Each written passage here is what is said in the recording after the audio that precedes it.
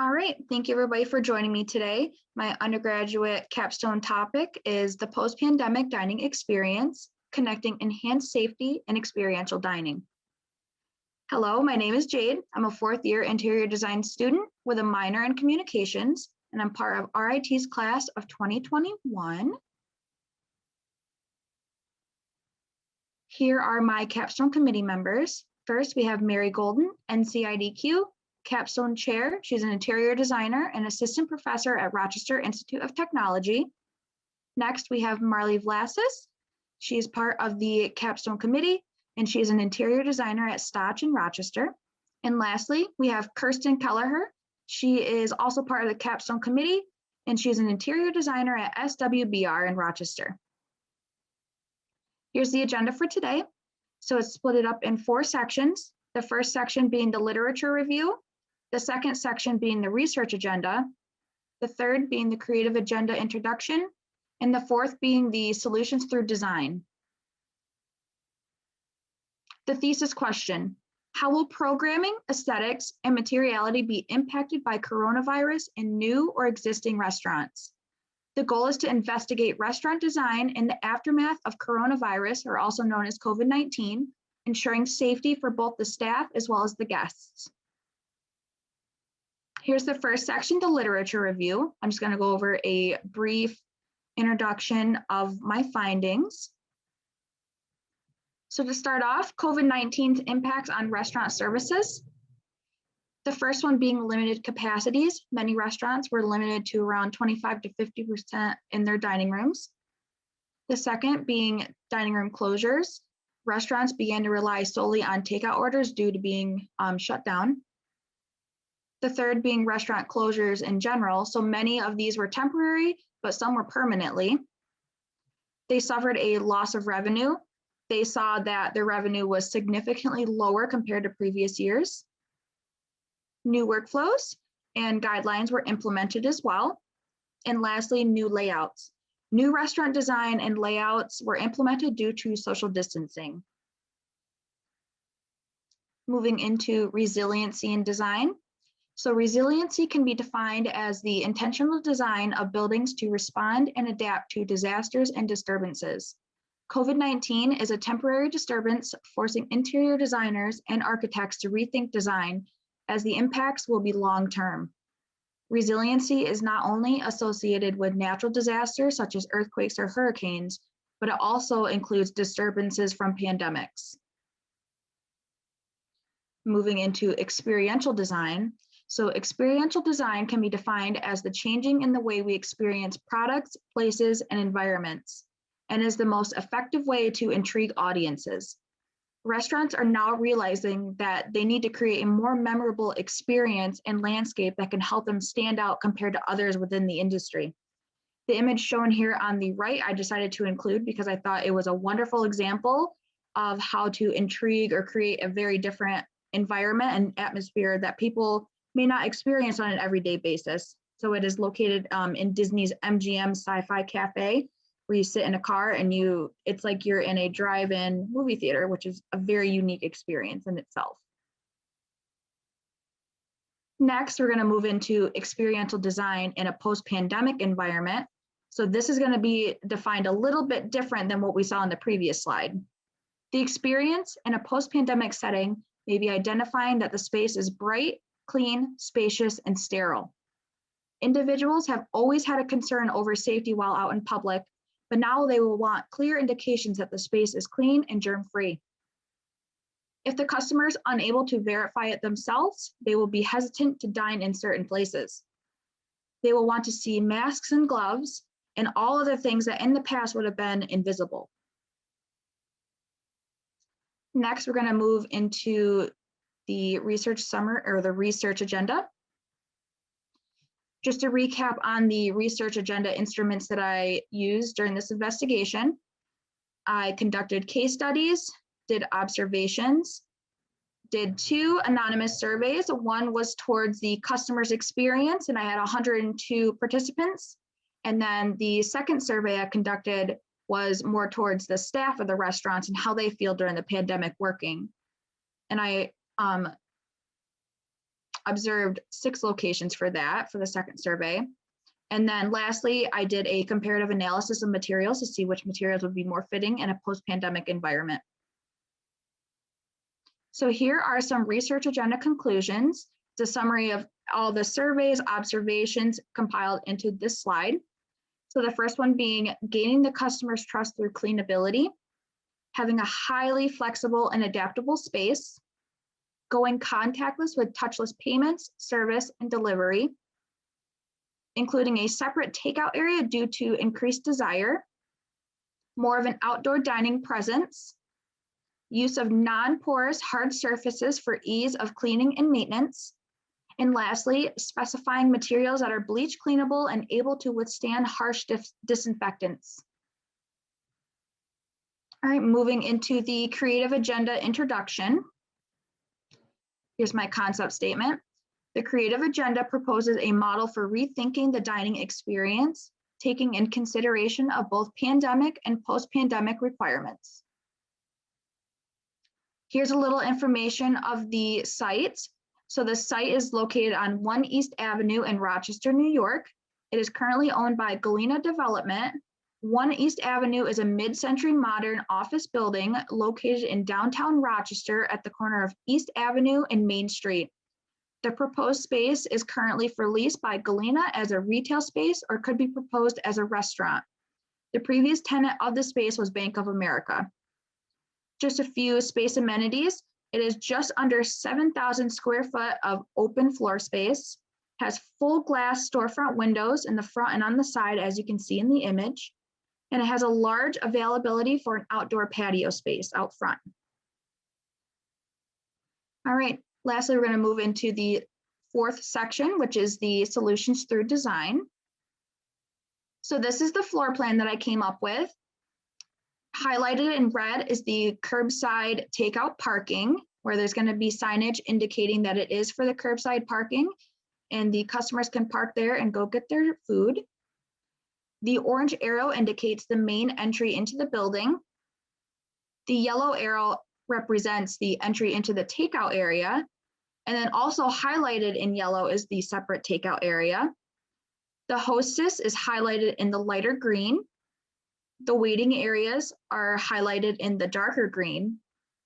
Storage in the upper left-hand corner is highlighted in mint green. The restrooms are highlighted in blue. The bar area is highlighted in dark blue. The indoor dining is highlighted in purple. The outdoor dining is in pink. And then lastly, the kitchen is highlighted in gray. So here are a few key areas of the floor plan. So red is the curbside takeout parking. The orange represents the separate takeout area, and the orange arrow also represents the main entry into that space. The yellow indicates the indoor and outdoor hostess area. The green represents the indoor and outdoor waiting areas. The darker green represents the storage area. The mint green represents the flexible and adaptable dining areas. The black dashed line represents a mobile wall, which is made by Steelcase. The blue dots on the plan represent the sanitation stations that are incorporated into the architectural elements, so they blend in. The darker blue color represents the outdoor dining area with dining structures, which you will see later on in the presentation. The purple dashed line represents the fenestration that allows transparency into the kitchen. The pink represents the chef's table for VIP dining, which is within the kitchen itself. And then lastly, the takeout packaging area, which is also located in the kitchen. So for the next 3 slides, I wanted to show how this space can be adaptable and flexible due to limited capacities.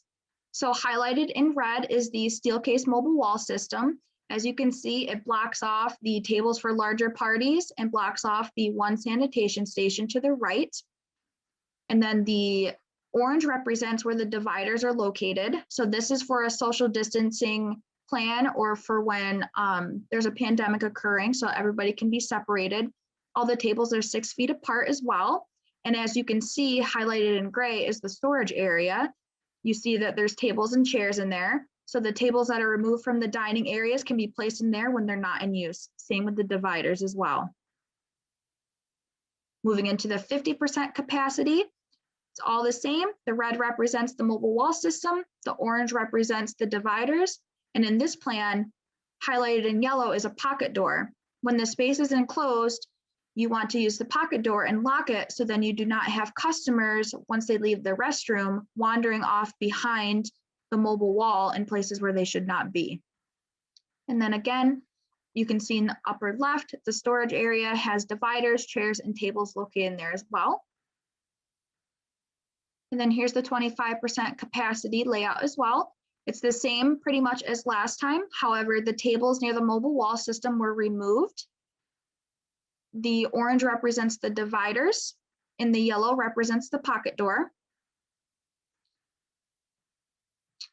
And as you can see too at the bar, there has been some chairs removed just for the limited capacity, and they were put in the storage room as well. Moving into the 3D views and diagrams. So here is the designated takeout area. I have a key plan up in the right-hand corner to orientate yourself in the space. So with the increasing popularity of takeout and curbside orders, parking is located outside of the entry into the restaurant and the entry for the takeout area. This allows for easy and quick access into the space for takeout orders by the customer. In the lower diagram on the left, you'll see highlighted in blue is the customer's car. The blue arrow indicates the customer path of travel. And then to the right, you'll see the takeout area, which is highlighted in red. And the red arrow represents the staff's healthy circulation path into the takeout area. The purple indicates where they meet together. So as you can see in the rendering on the right-hand side, the takeout area features a thermal controlled locker. So what you do is the customer would order their food online and receive a QR code in their email. Once their food is ready, they'll come into the space and go to these lockers and scan their phone with the QR code, and it'll indicate which locker their food is in. It'll unlock the door, they take their food, they shut the door, and they leave. This space also allows for customers to make phone call orders as well, and there's a register so they can pay for their food. And if they have to wait, there is a waiting area right inside of the space. Next, we're going to move into the indoor and outdoor host and waiting areas. So the red arrow represents the customer's path of travel, whether they're going to go to the outdoor waiting area or the outdoor hostess, or if they go indoor and see the hostess inside. The yellow represents the waiting areas. As you can see, there is two. The one outdoors can also be used for the takeout customers as well if they feel more comfortable waiting outside. And then highlighted in orange is the hostess stations themselves. Outdoor is a smaller one that can be moved and put inside when not in use. And the one inside is architecturally built in. And then lastly, the red represents the main entry and the main exit. As you can see, there is two different doors. So that eliminates interaction between people. Here is the bar design. As you can see, there is a section for ADA seating as well, so that can seat 4 people. We have the storage closet, so if chairs need to be removed, they can put in there. The rest of it is bar height. As you can see that there is QR codes located on the bar design itself, and we'll see it in the next, not in this one. There we go. So as you can see, the previous slide was what it would look like without dividers and no social distancing in place. This one has the dividers at the bar. They simply just click into the ceiling and are on a track, so they slide right in and they cannot be moved by others. They're transparent, so it allows for more of a social environment without feeling like you're totally blocked off, but it's for safety concerns. Here's those QR codes on the bar highlighted in red, just showing where they are. So there's a QR code for the menu, and there's a QR code for paying on your mobile device for your food. Next, we're going to move into the kitchen transparency. So again, up in the right-hand corner, I have the key map, so you can orientate yourself in space. Research has revealed that moving forward from the pandemic, customers will want to have transparency within the restaurant, specifically in the kitchen, so they are able to see what type of environment their food is being prepared in. On the lower diagram in the lower left, the blue represents where the fenestration is located throughout the space. So you have it in the kitchen, the storefront windows, the windows within the vestibule, and then scattered throughout in the dining area and the dividers as well. On the rendering on the right-hand side, you can see a clear view right into the kitchen. It's bright white and sterile. You can also see that there's the VIP dining table within it, the space as well. I located this towards the front of the space, so for safety concerns. So it's away from all the kitchen duties, but yeah, you're still part of the VIP dining experience. Next, we're moving into the sanitation station location and zones. Highlighted in red is the bar sanitation location. It covers the bar area and the bar area dining as well attached to that. The orange represents the station that covers the overall dining area. The yellow indicates the location for the sanitation station in the semi-private dining area located in the back. And then the outdoor dining sanitation station covers the whole outdoor patio, and it's just simply built into the outdoor host desk. So here are some 3D views of them. So the first one, which is highlighted in red, and again, I have the key map up in the right-hand corner if you need to orientate yourself. The red represents the bar sanitation station. As you can see, it comes equipped with the gloves, trash, paper towels, and storage underneath. Same goes for the dining and the semi-private dining sanitation stations as well. They have painted black cabinetry, and the counters are a solid surface for ease of cleanability. So as you can see on this slide, moving into the next one, there is small sanitation stations which are located on the tabletops. So here's a closer view of that. So these are the micro tabletop sanitation stations. They're similar to what you might see on a table today. However, it's a little bit different. So they're constructed of laminate, so they're nice and light and cleanable. They come equipped with a QR code for the menu and a QR code for payment. They have storage for salt and pepper and other condiments, as well as equipped with the hand sanitizer. Then on the back side is a UV light sterilizer. So I did a little bit of research on this and also came across it in my literature review. When you're dining and you don't have to wear your mask, what do you do with it? I know for me, I put it in my wallet, but it doesn't always work out. So for this, it is a UV light box with a sliding little glass or a little plastic door that you slide up, you put your mask in it. You could even put your keys in it if you want, and you shut it. And there's little buttons for the UV timer light on the top. So you press that. I did research and it takes about 60 seconds for it to fully sanitize and sterilize the mask. This is going to be very similar to, as you can see there, a UV nail light. When you go get a manicure done, they put gel polish on, you put it under the UV light so it cures it, so then it hardens it. So that's essentially what the UV little light on the tables will do as well. It'll sanitize your mask so you're good to go once you leave. Here's the indoor dining area. Again, key map in the top right. So this is the main dining and the semi-private dining area.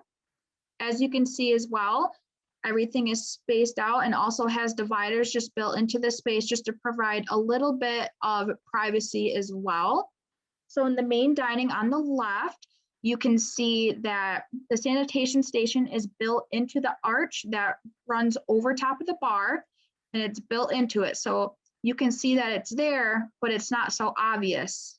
People like to see that the space is clean, but once they see this, it'll make them feel more comfortable within the space. On the right-hand side is the semi-private dining area. As you can see, the lighting is on a track, so it can move and adapt as it needs to along with the seating. In the semi-private dining area as well, you see dividers splitting up the tables. Those can be moved so that it can seat people up to 12 people. So it can be accommodating for larger parties. The fixtures in the dining room consist of little glass pendants, as well as acoustic fixtures over some of the dining tables. So just going to go over quickly the materiality in the space. The same materials were used throughout the whole entire space, so I'm just going to take this one view and explain it. The first being the vinyl sheet flooring.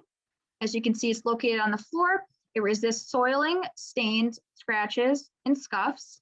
It is slip resistant and it has a seamless heat weld. So it's very similar to those used in hospitals. So it limits the amount of bacteria that can get stuck, and it's easy for cleaning.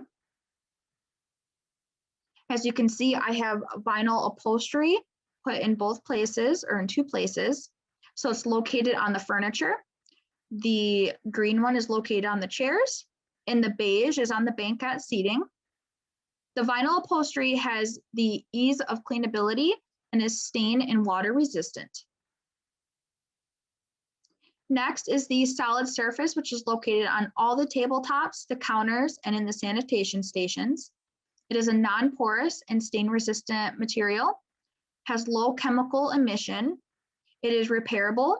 The color and the pattern goes all the way through, so if it gets chipped, it won't be as noticeable. And it is also seamless, so there's no grouting for bacteria to get stuck in it. It's completely seamless. Next is the three-form resin panel. It is translucent for light diffuse. It is acoustical and visual privacy, and it has weatherable durability, meaning that it could be outside and it would still weather great. This allows for privacy within the space, but it still makes you feel like you're together and promoting more of a community feeling within the space. And then lastly, we have the felt, which is located on the lighting fixtures. You may vacuum it occasionally to remove the general airborne debris. You can also spot clean with a mild soap and lukewarm water as well. So here is the outdoor dining area, and that's the outdoor dining structure. What just popped up was just a floor plan view of it as well, so you could get an easy visual of it. We have full glass walls on each side, allowing for privacy as well, or to keep you all away from other people. And you also have a sliding glass panel, which is on the front and the back of the space. So these sliding panels can be slid open, so you can have a nice open space during the summer or have it enclosed in the winter. It is a wood frame structure, and it has slats on the roof to help with the lighting from the sun, so you don't get so much glare. And there's a glass panel on the roof that helps with the weather, keeping the weather out of the space. There are also 3 other tables on the patio that can be moved however they need to be. They're 2 tops, so they can be arranged and very flexible as well, which are just barely pictured here on the left of the rendered image. All right, and that is all I have. Thank you again for everybody joining me today, and questions and comments are welcomed.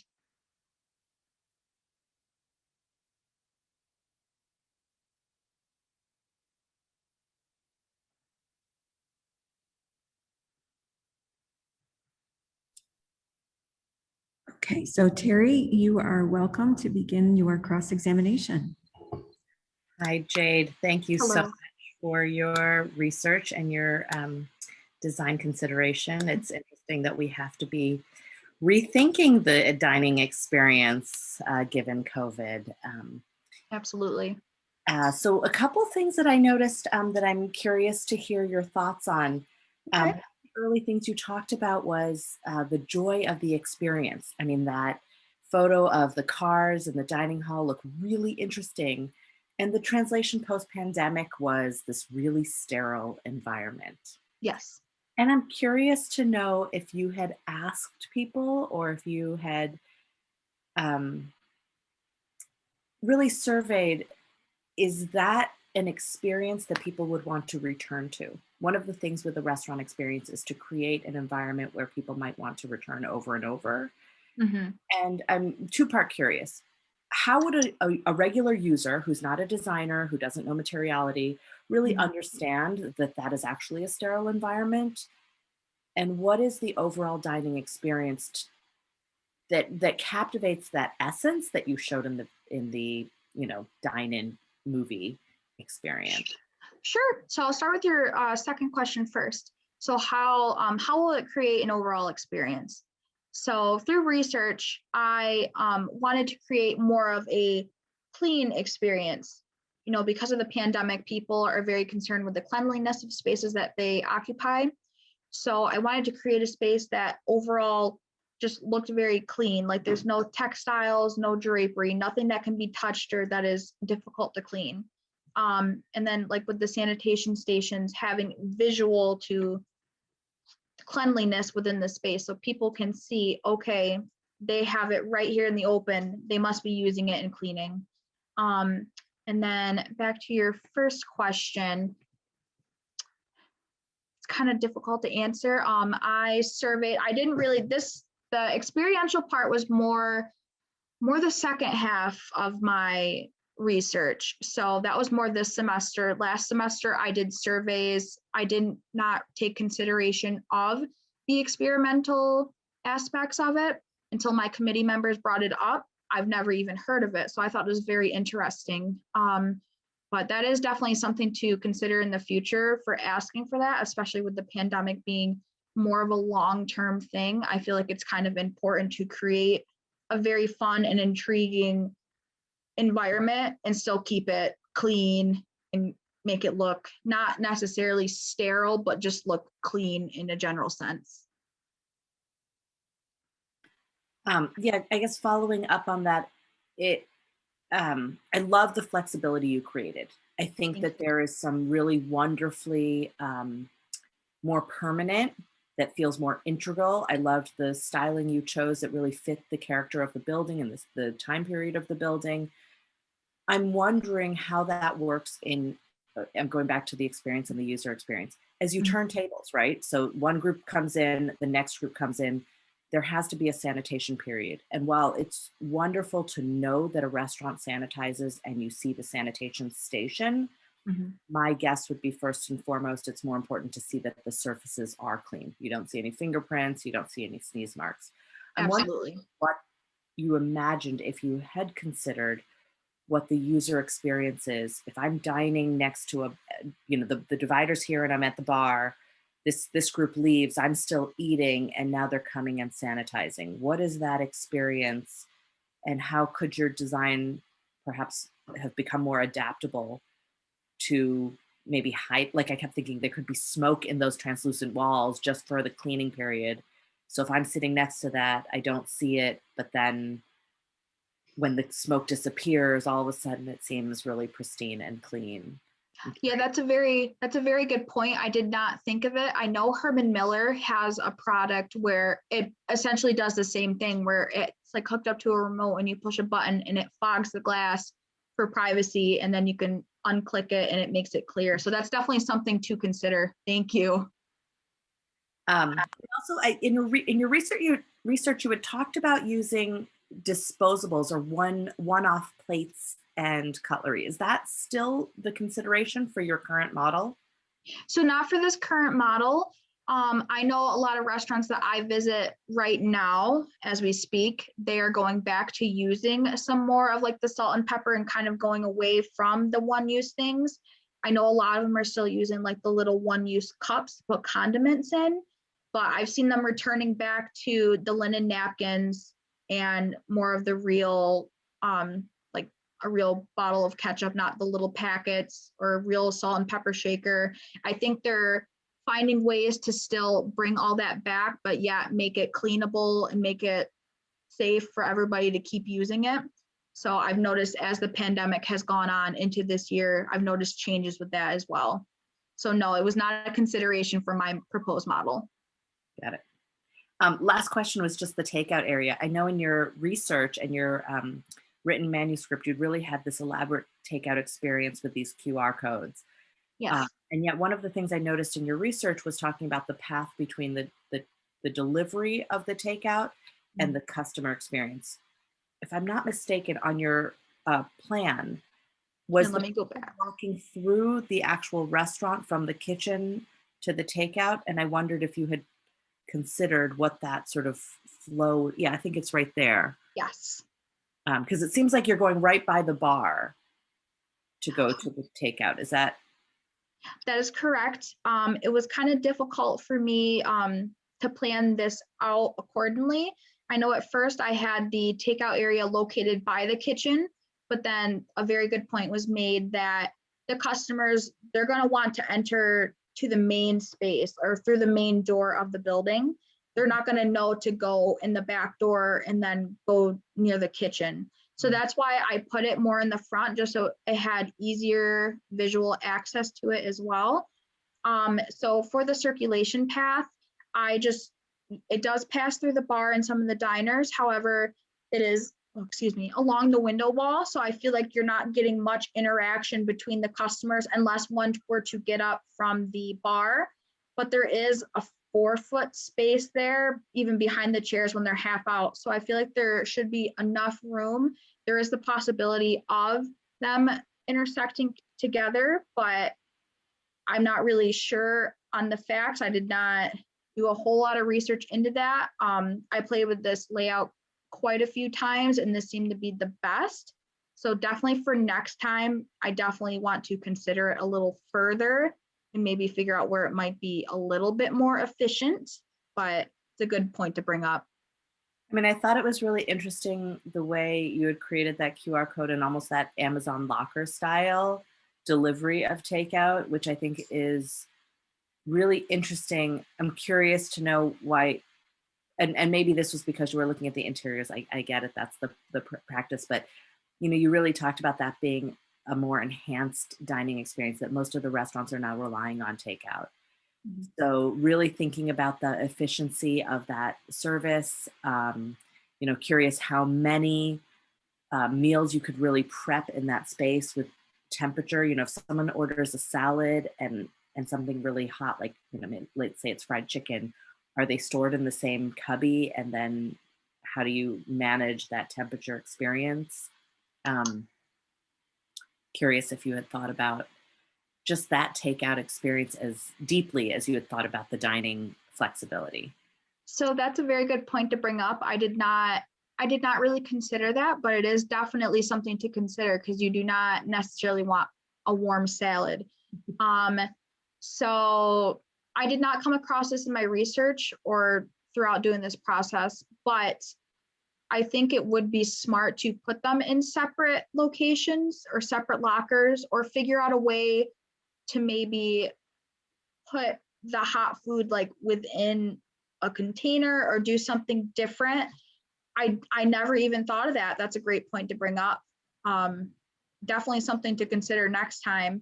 So my answer for right now, I guess, would be putting them in separate lockers or putting them right next to each other so the customer knows. As mentioned, the little QR code, you scan it, it'll show a location. So I guess a proposed thing for that is that you scan it and it'll tell 2 different locker locations for that, essentially. Is there a reason that you took out the sort of hospitality aspect of the takeout service? I mean, one of the things I think that is really key when you call it a restaurant and hospitality is just this idea that there's this personalized delivery, that you get to know the character and the people who work at a restaurant. And the locker system seems like it feels a little sterile. Okay. In my initial, guess, but I'm not sure. I'm just curious. There's a lot of considerations you gave to keeping things very touchless, which I think is wonderful. And I wonder, as we start to get into herd immunity and perhaps COVID starts to fade away, how might this, especially the takeout model, shift to become, back to human contact?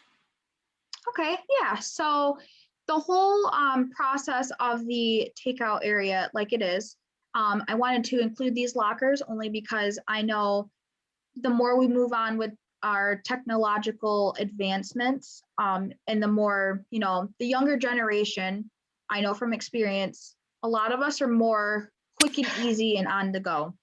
So this was more for those generations that just want to order their food, go inside, not talk to anybody, and just grab what they need. I know me, I have anxiety talking to people. I get a little scared. So for me, I do this all the time. I always order, I pick it up from a shelf. I don't have to interact with anybody, but that's how some people are. So in this space, that's why I decided to include the counter as well with someone who's going to be working there. So then you can still have that hospitality like environment and still socialize with those who are sitting and waiting, with the staff members who are working. So I feel like it kind of allows for more of a choice, whatever the customer chooses to do, whether they want to go to the locker, grab their stuff and leave, or if they choose to talk and chat for a little bit and wait, that's completely up to the user. Great. Thank you. Do you have any other questions? Great job, Jade. This is really interesting, and it's the new trend. So it's Absolutely. your perspective. Thank you. Thank you. Of course. Okay, let's invite Marley and Kirsten to share their comments, please.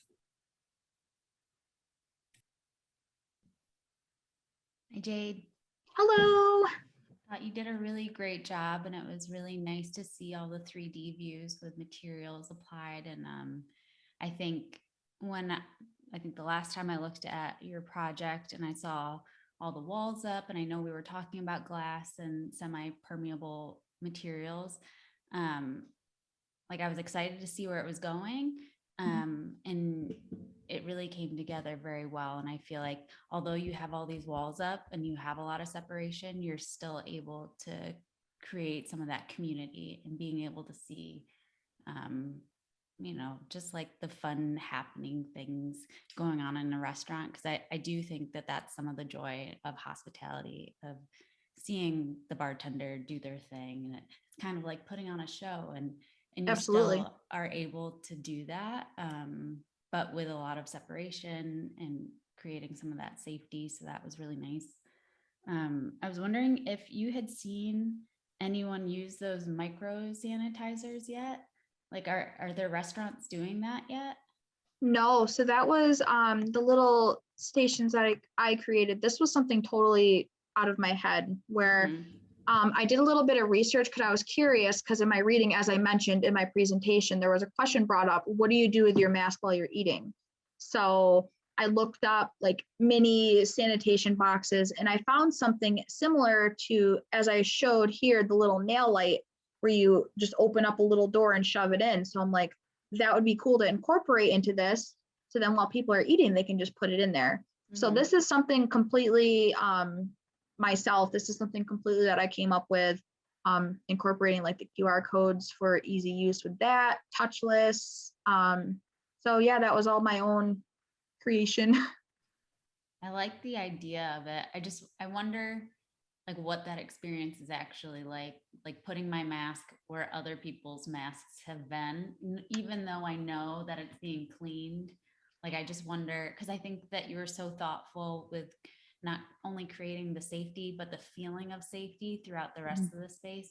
But I think the feeling of safety of my mask touching somebody else's germs. I understand. I understand completely. Yes. I just wonder if there's another way to create or have that same sanitizing effect, but know that there isn't some sort of cross contamination.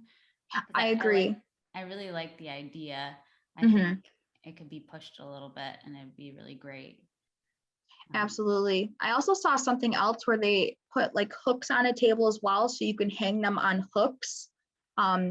With that, I just worry about customers swinging their legs to leave and hitting it. I know I've done that at a bar with a purse hook and it hurt. It hurts really bad. It does. So that's kind of my consideration for that. But I do agree, some people are going to be a little delirious about putting what they wear into something like this if they're uneducated on what it is or what it does, or just in general just anxious about it. So I completely get that. Yeah. But overall, I think you've done an incredible job, and I love where it is, and just so proud of you. Oh, thank you. Thank you so much.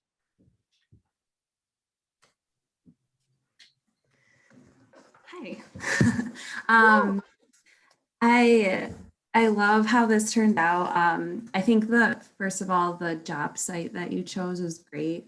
I think bringing people back downtown and giving them, you know, an experiential experience downtown could hopefully, you know, revitalize the city a little bit. I loved how you had different diagrams showing the different ways that the floor plan could be configured. It really brought home the flexibility that you were going for. And they're really easy to understand, which is so important. And I liked how you showed how the different items would fit in the storage room when they're not being in use, because that's something I personally come across in the real world often is, okay, where do we put this stuff when it's not being used? It's so important. One thing I was wondering is if maybe that VIP dining area could be like a little more special. Maybe that's an opportunity to incorporate an experience. Maybe the furniture is a little different. Just something to really make that area more special. And so when people see that, they're like, wow, I want to dine there. That's cool. Absolutely, I agree. Yeah. So, and overall, like I really like the sanitation station solution. It seemed like it was pretty user-friendly as well, which is great. I think even my parents who aren't very technologically savvy would be able to understand them because the way you have them labeled and everything is great. One other area I was wondering is the outdoor dining area. I love that solution because I know for me in the summer, love dining outdoors when I can because we can only do it for a certain amount of time. So I think that's great that it's enclosed. Also wondering if maybe the furniture here would be a little different. Did you consider, like, I don't know what the materials are on there. Did you consider how they would be out in the outdoors? Maybe looking at more outdoor furniture. Yeah, that's definitely something that I forgot to do. Not really forgot, I was just very busy. But I did change up the materials slightly on the ones that are out here. So they are actually plastic. It's molded plastic, essentially in the same color. So I did do that, but I definitely should have looked a little bit more into the different outdoor furniture because that can definitely be outside with no issue at all. You know, something like this, if it gets wet continuously, you don't really know what's going to happen to it. So I definitely should have taken that into consideration, and I appreciate you bringing that up. Yeah, definitely something to think about. Overall, I always love seeing your presentations. They're so clear, and I think a client would fully understand the presentation, and it seems like it kind of answers questions that might come up from the client's perspective. So I think that's great. Thank you. Overall, great job. You should be really proud. Thank you. I am. I'm so proud. Thank you both for all your help, Marley and Kirsten. You guys were great. Okay, we have a couple of minutes. Are there any final comments from the committee or from our examining scholar?